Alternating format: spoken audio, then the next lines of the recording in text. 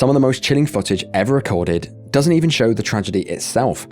Instead, the most horrifying videos, in my opinion, are the ones that are showing the final moments before the storm, where a person is recording an innocent moment and it swiftly turns to terror. I'm Ryan from Tragedy Tales, and in this week's video, once again, I've taken a deep dive into the darkest depths of the internet to bring you 5 more clips captured moments before horror. From a terrifying hot air balloon disaster to a sudden building collapse in Florida, this week's lineup is as shocking as it is unforgettable. So, strap in and draw the curtains, and let's get right into it.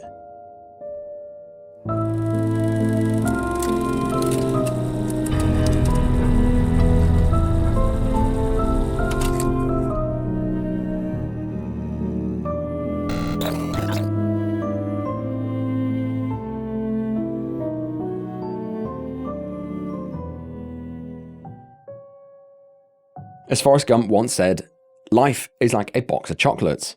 You never know what you're going to get. And you can use that phrase in everything you do in life. You never truly know what you're going to get. And similarly, you never know when fun will turn into a tragedy. With that in mind, this case takes us to June 2025 on the slopes of Mount Rinjani in Indonesia. Mount Rinjani towers over the island of Lombok at more than 12,000 feet.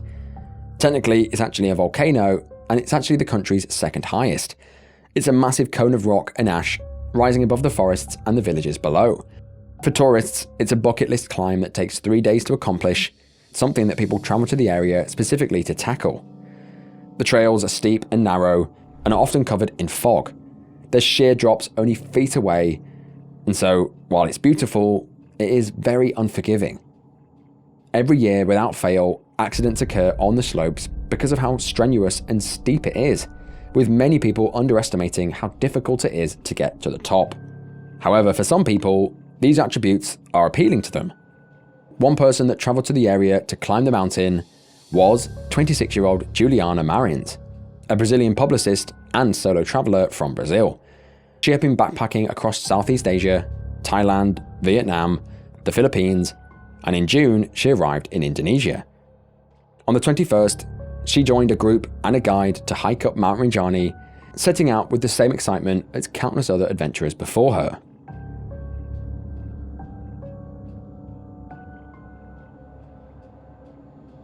Do it for the view.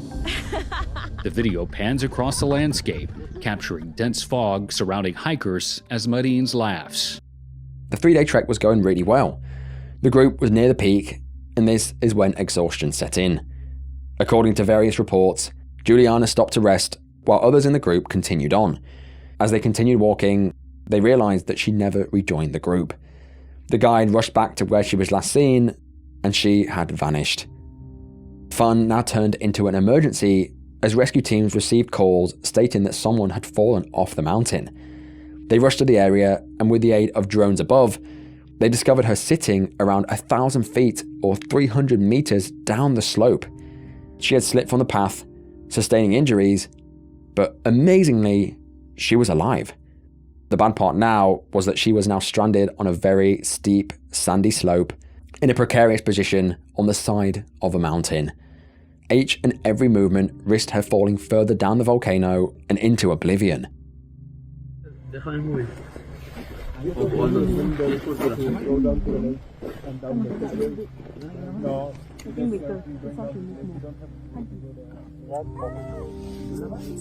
We're here with you!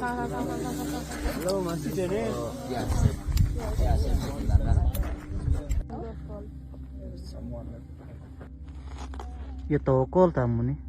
Itokol andang tuh no. Oh, itu kan dong, Kak. Oh, itokol nih darat. Enggak center dong, tidak notak. Soalnya lu center nek sih kita dulu kan. Darat kepindah nih. Itokol. Lapun tas masih njok tas no. Amin. Tadi selalu dia dari tulang belakang dia gitu. Kalau tulang belakang dia crack, memang dia tak boleh bangun dia.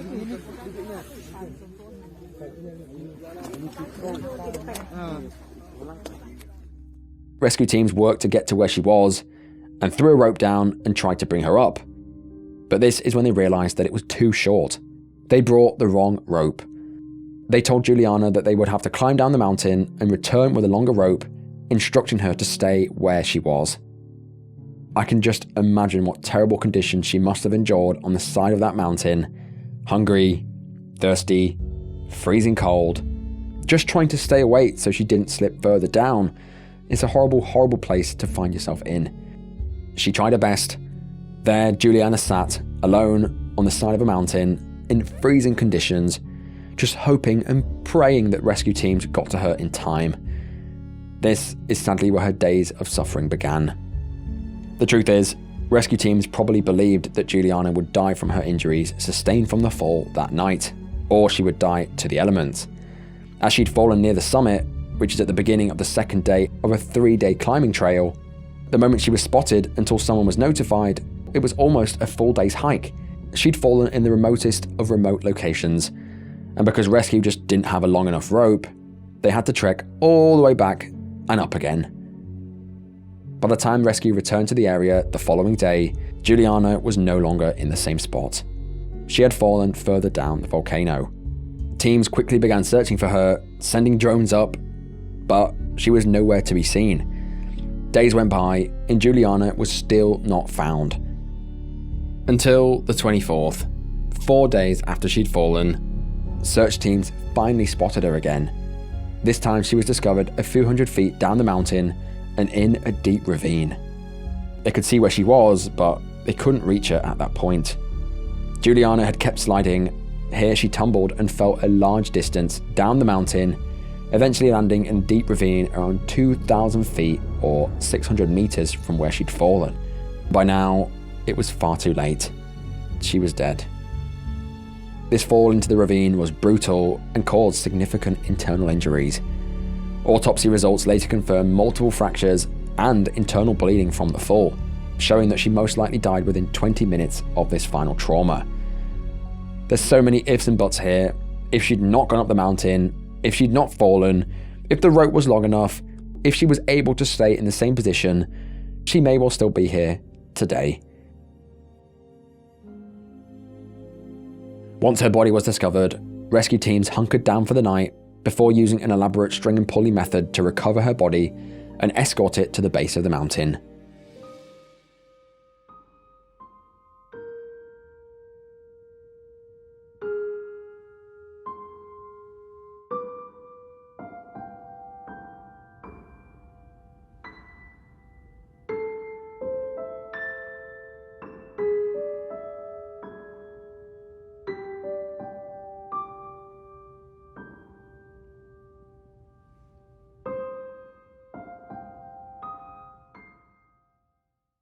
News of her death sent shockwaves across Brazil and the world.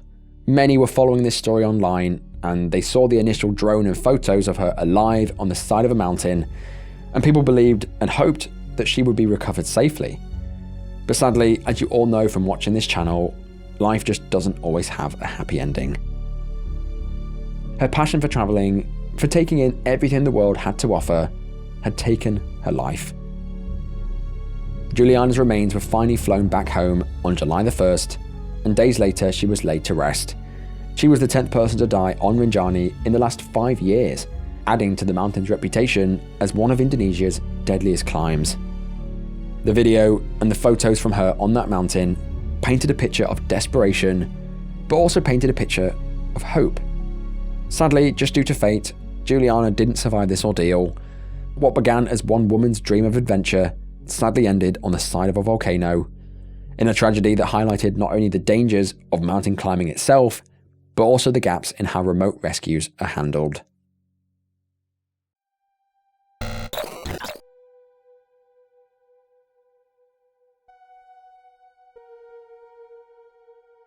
The thought of your loved one going missing, especially your own child for example, makes shivers travel through your body. It's a nightmare.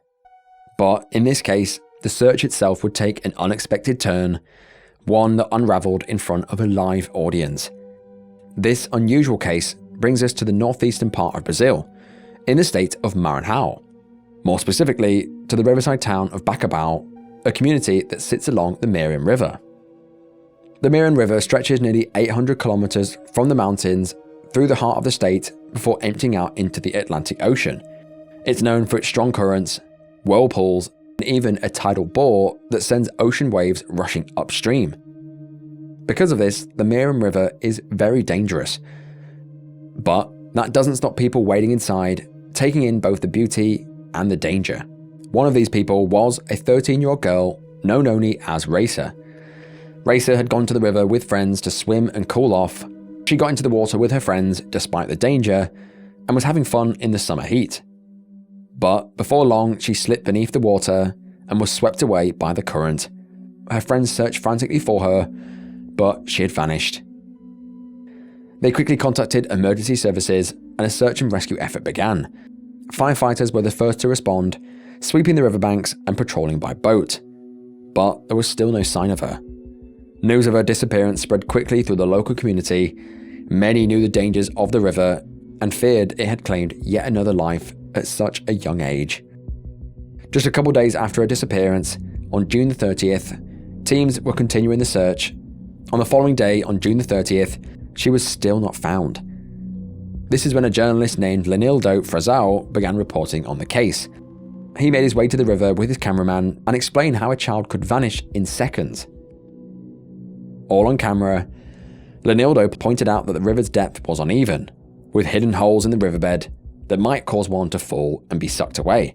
He said that there were also dangerous currents that could easily sweep away a young person. To prove this point, he took off his shoes and his socks and he waded into the murky water. As he moved further in, the river quickly rose above his chest. Then, suddenly, he froze.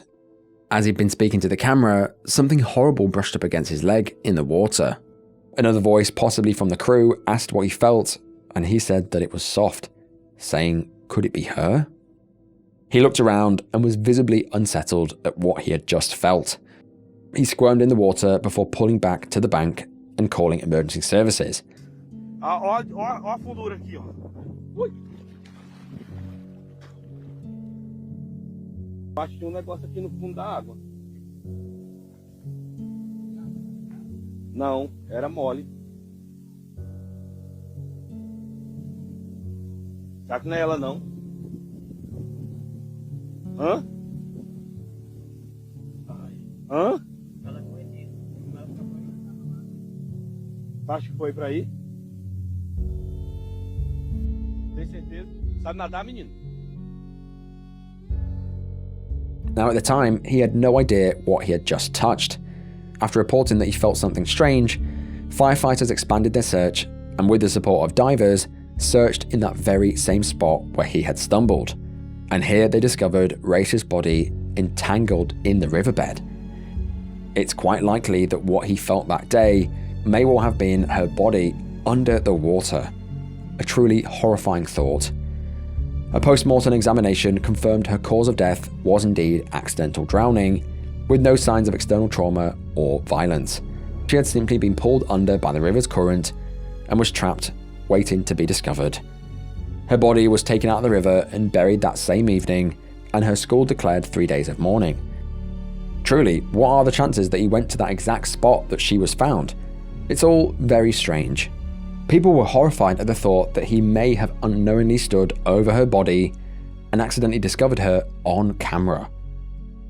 Watching it back now, knowing what was possibly underneath him as he stood there in the water, it's enough to make anyone shudder.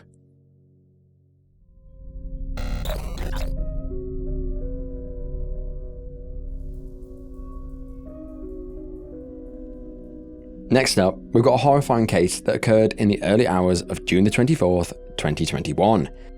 Along Florida's famous coastline, just north of Miami Beach, stands the town of Surfside. The beachfront here is lined with luxury condos and hotels, glass towers that look out over the Atlantic. It's a beautiful place to live. One of the buildings that lined this beachfront was the Chaplain Towers South, a 12-story condominium built in the early 1980s. For decades, it was home to families, retirees, and vacationers alike. In June of 2021, it had around 200 people living in the 136 units, stacked above the sand, just steps away from the shoreline. To be fair, it does look like paradise. It looks amazing. It was safe, beautiful, and most importantly, secure. But at 1:14 a.m. on June the 24th, 2021, as most residents were still asleep, that sense of security vanished in an instant.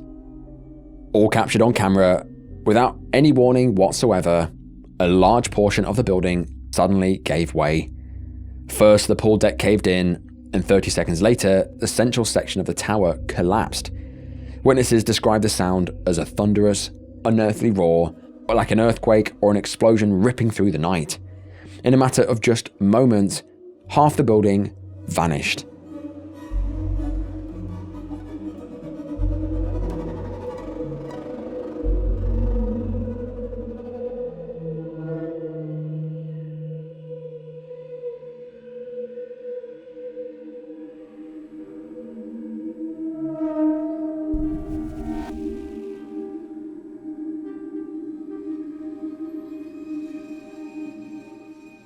Many people were asleep when this occurred.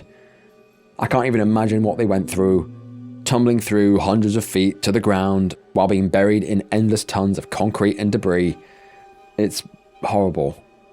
Emergency calls flooded in, and when first responders arrived, they were met with a scene of pure horror. Half of the building collapsed. Yes. I was able to escape, but I'm outside in the parking lot. If the building comes down, it will come down on my head. But I know the police, if somebody can just rescue me on the side next to the walkway to the... Let me get Surf side on the line for you. Hold on a moment. So we were right there on the second floor. The building, one of these huge buildings, gone. Right here beside us, the craziest thing I've ever heard in my life. Look at the building, it's gone. It was however many stories, it's just the parking. The whole building's gone. It was beautiful. Floor. Look at oh my gosh. This is the most insane thing I've ever seen in my life. They're just now pulling up. Cops just getting here, firefighters, the first one here. We just had to evacuate our hotel. We're on the next floor up right. It was just a massive pile of concrete slabs stacked tightly with barely any air pockets in between. Amazingly, beneath all of this, some survivors were trapped deep inside. He thought he'd driven into a patch of fog. Then came the horrifying realization he was witnessing the collapse of a building. David Araújo is sharing the gut-wrenching video. You can hear people trapped on their balconies screaming for help. Frantic bystanders try to help.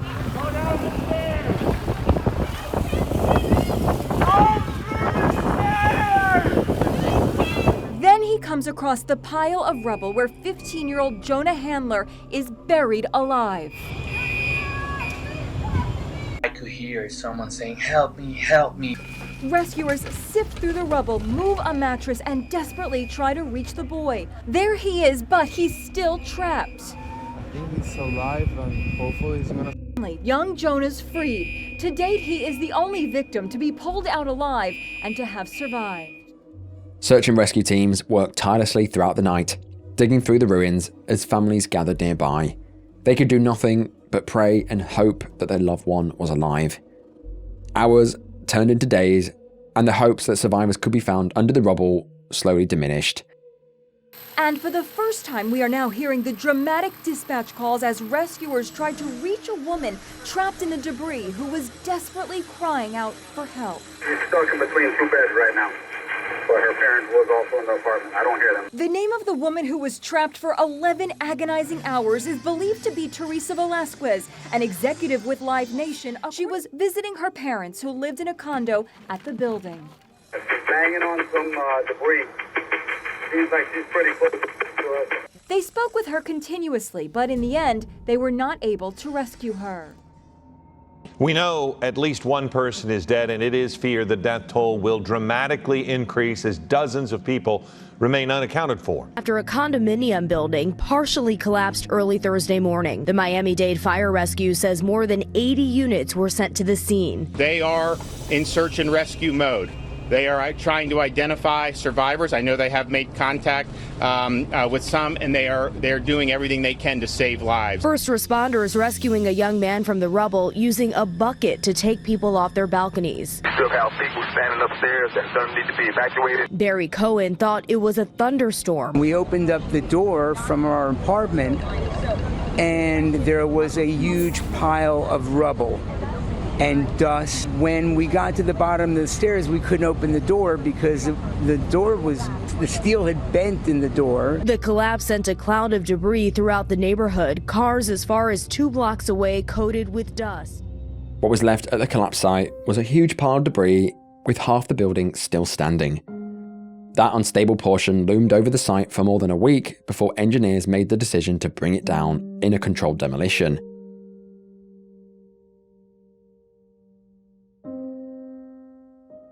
After that, the search continued across the whole site for more bodies.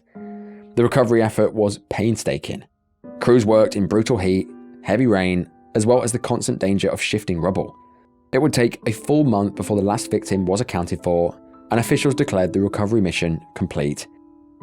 In this collapse, 98 people were killed, making it one of the deadliest building failures in United States history. An absolute tragedy.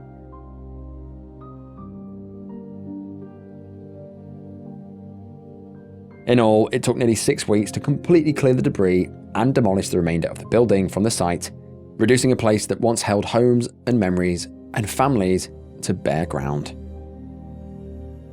Amid the tragedy, remarkable stories of survival are emerging, like Ileana Monteagudo, who woke up to the sound of cracking. Something inside of me said, run, because this building will collapse. Monteagudo says she was sleeping in her 6th floor unit around 1:30 Thursday morning when she suddenly woke up and found a crack growing along her living room wall. Fearing the worst, she grabbed a few items and ran for the elevator.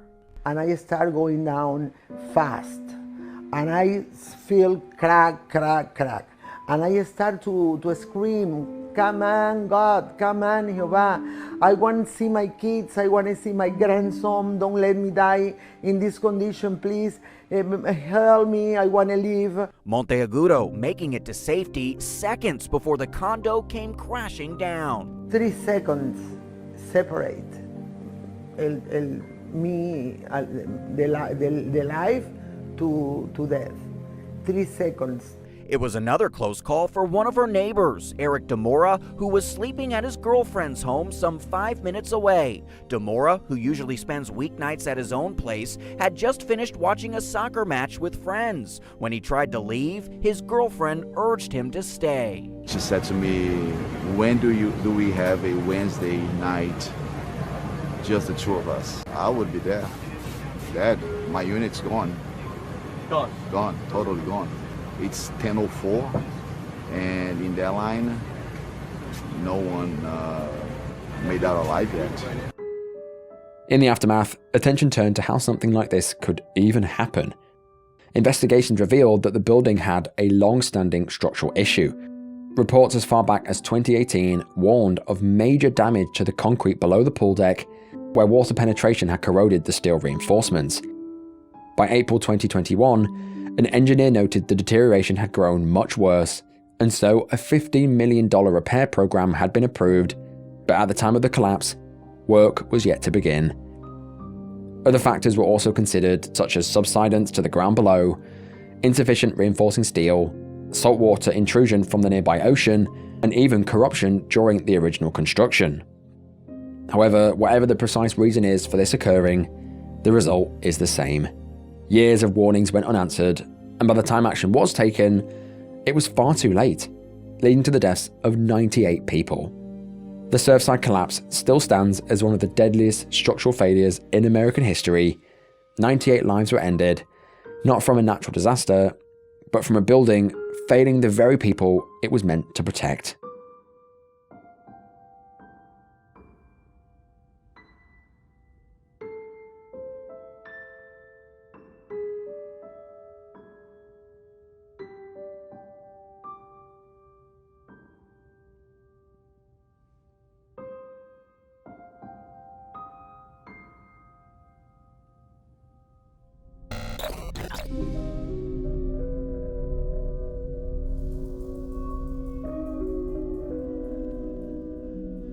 Hot air balloon rides are often seen as peaceful, fun adventures, drifting silently over the landscape. But behind the beauty, as with anything in life, they carry risks. Sadly, the flight in this entry proved that in the worst possible way. This first entry takes us to Maxwell, Texas, on the early morning of July 30th, 2016. Texas is famous for the Old West, alongside its beautiful, delicious food like barbecue and Tex-Mex, but it's also well known for its huge, wide-open spaces, acres of farmland, and beautiful aerial views.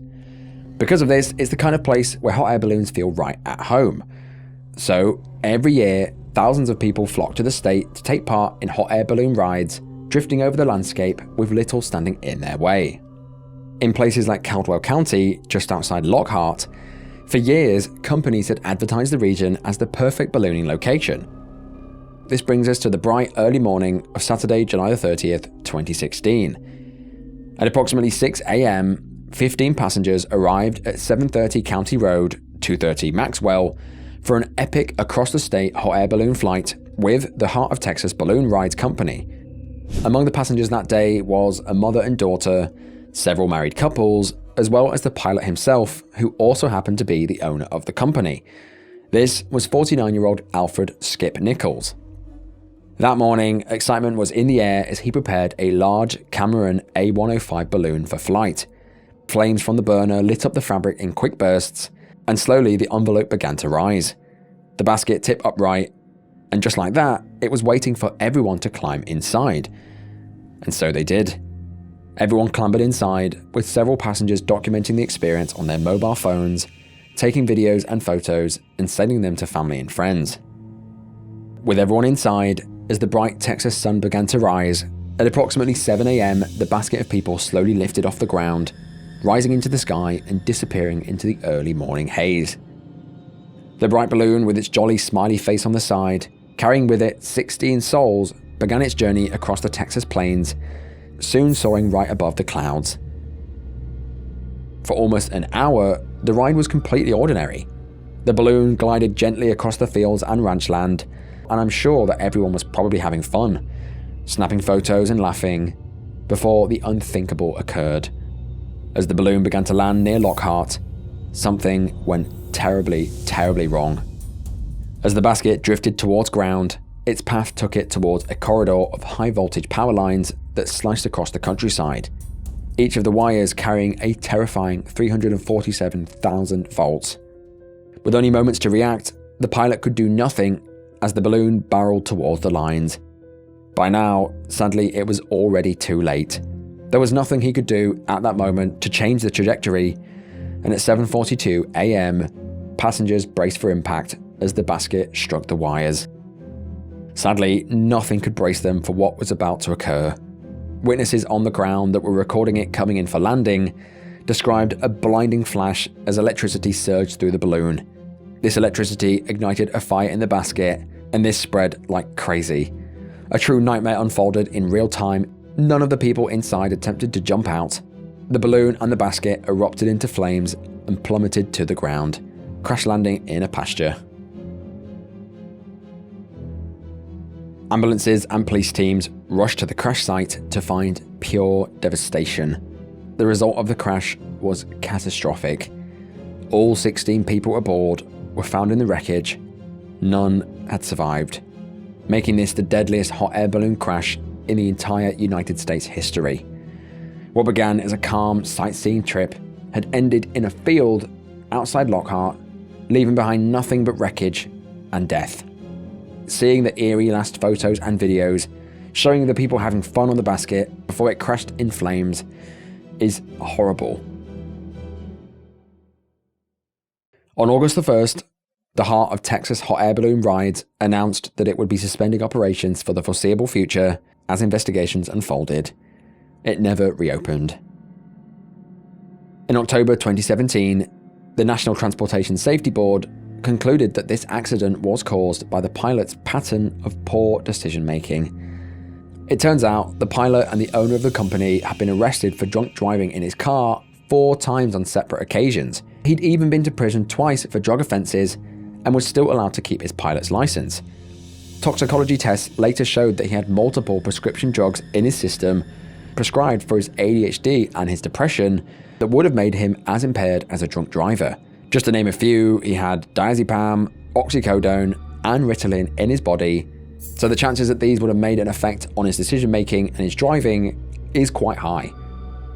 To add to this, the weather that morning just wasn't great. Low clouds and fog made visibility pretty poor, and several other pilots in the area had cancelled their flights that day, refusing to take the risk. Alfred, however, the pilot and the owner of the company, still chose to fly anyway.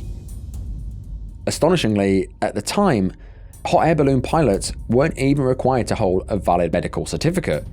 The NTSB report also cited this as another big contributing factor.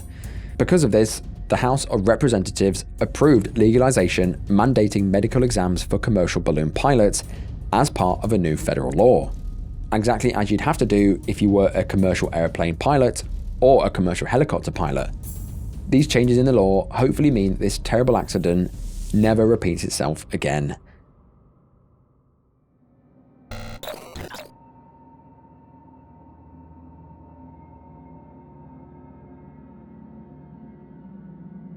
And finally, this case takes us to the evening of January the 29th, 2025.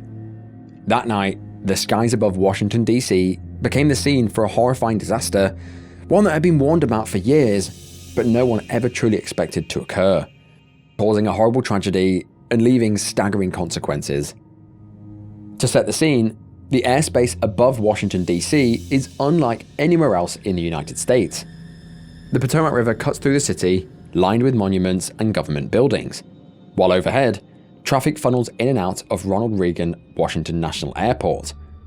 Every approach to the airport is tightly controlled, hemmed in by restrictions to keep aircraft away from the Capitol and the White House. Add in military helicopters doing their rounds along the river, and the skies around Washington, D.C. are a delicate, constant balancing act. That night, an American Eagle Bombardier CRJ-700 departed from Wichita, Kansas to DC. On board was 60 passengers and 4 crew. At the controls was 34-year-old Captain Jonathan Campos, an experienced pilot with 6 years at the airline. Alongside him was his first officer and 2 flight attendants, prepared for what should have been an ordinary regional hop. For the majority of the journey, that was the case, until the jet came to its final approach into Reagan National Airport. As it came into land, it climbed out over the river, and tragedy struck. At around 8 p.m, the CRJ-700 collided with the US Army UH-70 Black Hawk helicopter that was also flying near the river. Carrying 3 soldiers aboard, this Black Hawk helicopter had taken off from Virginia, and they were doing their annual night vision goggle proficiency check. Prior to the collision, both the helicopter and the airliner were in contact with air traffic control. The helicopter crew twice stated that they had an airliner in sight and that they would keep clear of it, though investigators later questioned whether or not they were even referring to the correct plane. A missed portion of the tower's transmissions, possibly caused by a mic keying issue, may have also left the crew without critical information in the dark. At the time of saying this, it's not 100% sure what happened, but what we do know is that there was no time to react for anyone. The impact was violent, instantaneous, and deadly. Witnesses on the ground saw a fireball tear across the night sky, and this was all captured by a webcam at the Kennedy Center. It showed the moment the 2 aircraft intersected. The airliner spiraled out of control before plunging into the water, with the helicopter crashing upside down near the vicinity.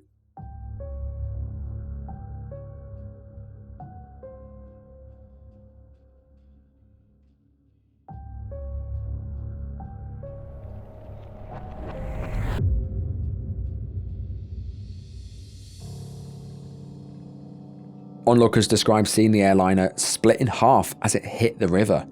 A horrifying tragedy unfolded as rescue teams rushed to the scene to try and save anyone they could. Reagan National Airport suspended all takeoffs and landings and diverted flights to nearby airports as rescue teams rushed to the crash site. Of course, because it had crashed in the middle of a river, boats and divers were instantly deployed to look for survivors. Sadly, their work was slowed by freezing water, heavy winds, and poor visibility beneath the surface. The temperature at the time measured just 2 degrees, or around 34 Fahrenheit, making conditions even more dangerous. Tragically, however, when they finally got a closer look, a horrifying reality was made very clear. By 10 to 3 in the morning, officials admitted what everyone had already feared. No survivors had been found in the wreckage in either the plane or the helicopter. All 67 people, the crew, the pilots, had died. By February the 4th, every victim had been located and accounted for, including the 3 soldiers that had died aboard the helicopter. Now, this accident shocked the public and raised serious concerns about air traffic control procedures across the entire United States. Many people feared that cracks in the system were being exposed and that the skies were becoming less and less safe than people believed. Of course, people wondered, how was this possible? How could 2 aircrafts collide in the skies over Washington, one of the most controlled and closely watched airspaces in America? Well, they're still investigating it, but in 2024, Congress had pushed through approval for more flights into Reagan. At the same time, Army helicopters were still flying nearby, with their corridor coming just 15 feet vertically from the planes that were coming into the airport. That razor-thin margin, combined with the non-stop shuffle of traffic in that area, it was obviously a recipe for disaster. And when it finally happened, the result was truly catastrophic. 67 lives were lost in an instant, in airspace thought to be among the safest in the nation. To avoid this kind of tragedy in the future, the Transportation Secretary Sean Duffy announced permanent restrictions on non-essential helicopter operations around Reagan National Airport. The FAA also closed the Potomac corridor used by the helicopter in the crash. They also shrank nearby helicopter zones and required stricter air traffic control separation. After the incident, numerous lawsuits were raised by attorneys representing passengers that died, some totaling up to $250 million in damages. Currently, at the time of saying this, most of the lawsuits are still ongoing, meaning nobody has yet to receive any compensation for mistakes that led to the deaths of 67 innocent people.